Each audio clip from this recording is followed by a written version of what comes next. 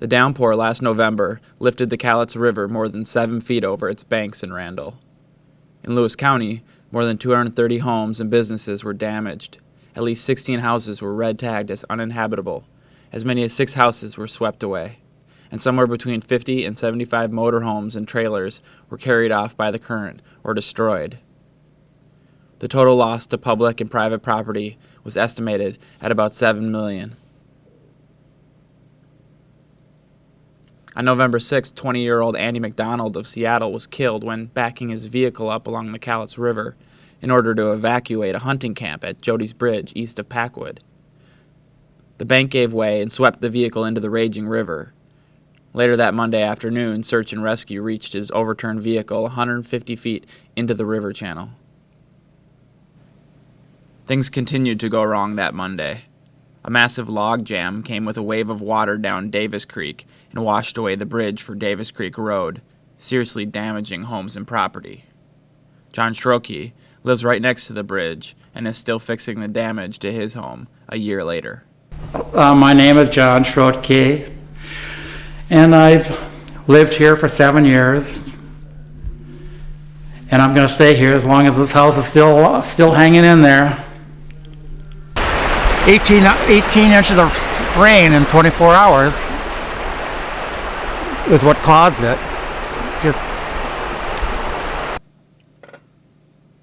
Before the flood, Schroeke enjoyed a beautiful yard for 6 years on his 5-acre property along U.S. Highway 12 in Randall. After his home was damaged, he was forced to live in his garage for 6 months. The Federal Emergency Management Agency gave him $28,000 and told him he could only use it for house repairs. Thus far, he spent about $30,000. A lot of promises, but nothing's happening. They told me they asked me if I would donate 60 feet of my property for a floodplain. They would riff-raft it and then build up to my house. They were going to do that last spring, but they didn't do it. And then they said be later in the summer. Well, nothing happened later in the summer, and now we're in winter and still nothing has happened. And this scares me right here. That's just dirt fill. If we get another Hawaiian Express, or whatever they call it, it's going to take that out again, and water's going to come right through here. But I understand there's just been one disaster after another, and they do have priorities, but you'd like to be on that list of priorities somewhere anyways. There's no way of preparing. How do you prepare? Because it looks such a peaceful creek. Who would ever think this would happen? That used to be 12. Oh. And all these side roads are all the old 12. Like Silverbrook, that's 12. All of them you see is the old 12. And when they put 12 in, they just turned all this over the county.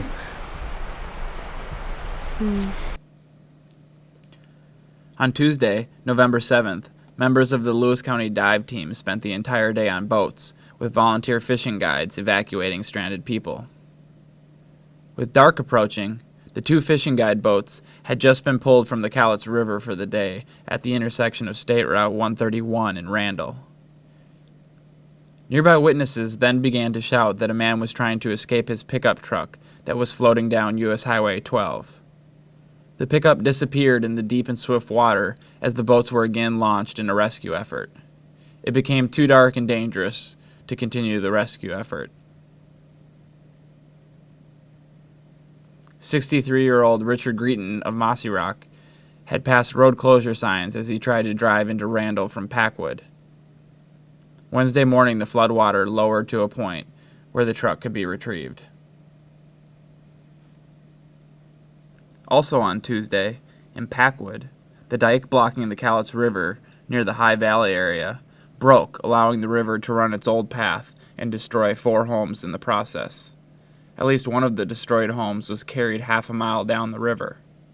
I'm Linda O'Brien, and we're on Klein Road in Randall, Washington. It's been a hard year. So there's been a lot of heartache that people don't still see that's going on.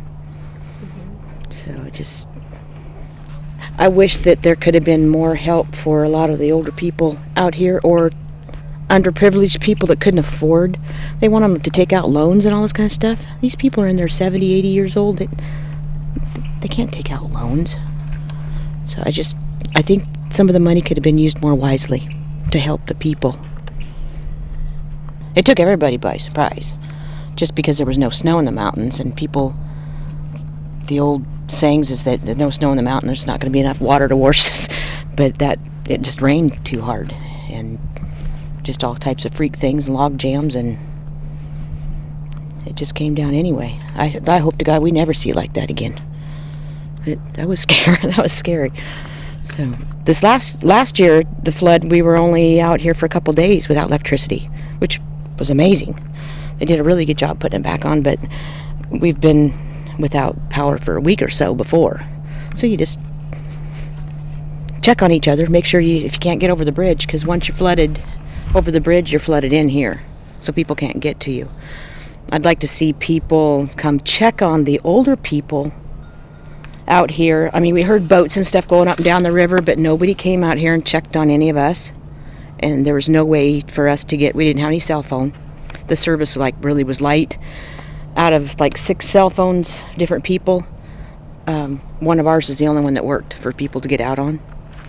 But there's lots of different, they need a map of the different little houses or something, and go in and check on them, because there's a lot of older people that live on these back roads.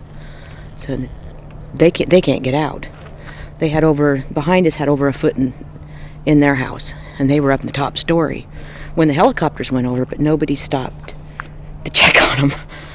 If you get onto Klein Road, mostly it's people helping people, because they can't get in here. So you just help each other and try to make it to where everybody's safe, no matter who they are. You invite them into your home and you take care of each other. But it's going to happen again. It might not happen quite like that, but then it could be worse. Or just listening to the different people in the valley, there's a lot of people out here that have lost. They've lost a lot, but it's still worth staying. So it's just peaceful out here. So I don't know. I'm Pearl Fugstead, lived in Randall area for about 12, 13 years now, and live on McKay Street. That last November flood, we just didn't have any warning, and we had one big mess. So that's why I think we're still having to clean up.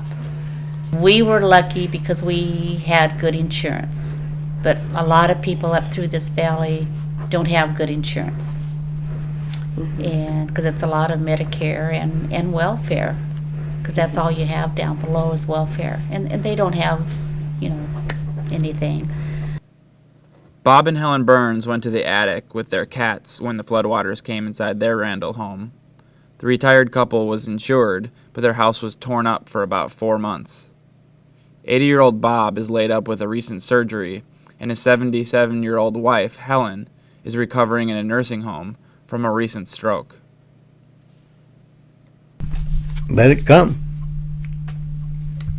What can I do about it? I'm not going to raise the house or go through all of that. She's went through enough of that. So if it floods, we'll gather the kitties and get out of here. But see, I used to be a charter boat skipper, and Helen's seen some pretty rough water. But this scared the hell out of her. Having it come up 10, 12 feet in your own yard. You ever sleep with the water bouncing off your bed? But as far as we're doing all right, we ain't complaining. Hey, that flood don't. In 26 years, we had 2 little floods. I mean, the second one wasn't so little. But it's the first time I ever seen anything like that. But it ain't scare me. I'm too old to worry about it.